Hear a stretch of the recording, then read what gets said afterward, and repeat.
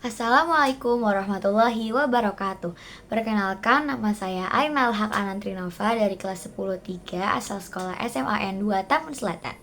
Di sini saya akan menjelaskan resensi yang berjudul Wawacan Babat Timbanganten.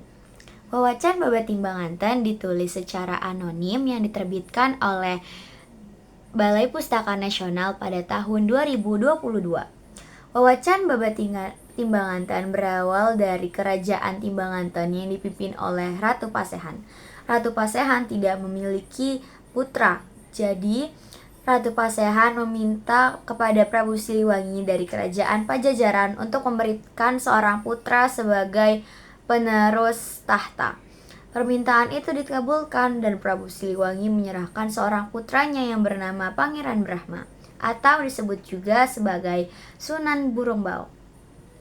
Sayangnya, kehadiran Pangeran Brahma tidak membawa kebaikan. Justru ia tumbuh menjadi pemuda yang angkuh, suka menyiksa rakyat, dan tidak mau mendengarkan nasihat. Meski begitu, Ratu Pasehan tidak langsung menyerah. Ia berusaha mendidiknya dengan penuh kesabaran, memberikan wejangan, nasihat, bahkan akhirnya menjatuhkan hukuman dengan memerintahkannya betapa di goa agar bisa merenung. Namun bukannya merenung, Pangeran Brahma malah marah besar dan kabur kembali ke Pajajaran. Di hadapan ayahnya, Prabu Siliwangi, Pangeran Brahma memfitnah Ratu Pasehan. Prabu Siliwangi hampir saja marah dan ingin menghukum Ratu Pasehan. Untungnya Pati Arga mengingatkan bahwa raja sudah berjanji tidak akan berikut campur urusan Timbanganten. Berkat kebijakan Pati Arga, Ratu Pasehan terhindar dari hukuman yang tidak adil. Peristiwa ini memperlihatkan betapa fitnah bisa merusak hubungan keluarga.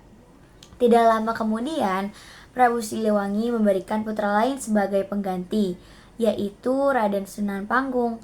Berbeda jauh dengan Pangeran Brahma, Sunan Panggung memiliki budi pekerti yang luhur, baik, serta taat pada agama. Ratu Pasehan pun menerima dan membesarkannya sebagai pewaris sah kerajaan Timbanganten.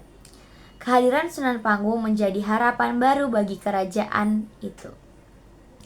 Waktu berlalu hingga akhirnya Pangeran Brahma sadar akan kesalahannya. Ia menyesali sifat angkuhnya dan akhirnya bertaubat, kemudian berubah menjadi kesatria gagah yang membantu kerajaan Pajajaran menaklukkan musuh-musuh. Perubahan besar ini mengajarkan bahwa seburuk apapun seseorang di masa lalu, selalu ada kesempatan untuk memperbaiki diri. Cerita dari Wawacan Babat Timbanganten ditutup dengan kisah keturunan Prabu Siliwangi yang lain, yaitu Rara Santang dan Raden Wolangsungsang. Sementara itu, Sunan Panggung tumbuh dengan baik dan dipandang menjadi penerus kerajaan Timbanganten. Dipandang layak untuk menjadi penerus kerajaan Timbanganten. Penutup kisah ini menegaskan bahwa seorang pemimpin tidak cukup hanya berasal dari keturunan darah kerajaan, melainkan juga harus memiliki akhlak, kebijaksanaan, dan kesiapan untuk memimpin rakyat. Wawacan Babat Timbanganten memiliki beberapa pesan moral, yaitu pentingnya kesabaran bagi seorang pemimpin, pentingnya menjadi orang yang bijak dalam menyikapi berbagai hal, dan bahwa setiap orang bisa berubah jika sungguh-sungguh bertobat. Sekian resensi dari saya mengenai buku Wawacan Babat Timbanganten. Apabila ada kekurangan, mohon maaf. Wassalamualaikum warahmatullahi wabarakatuh.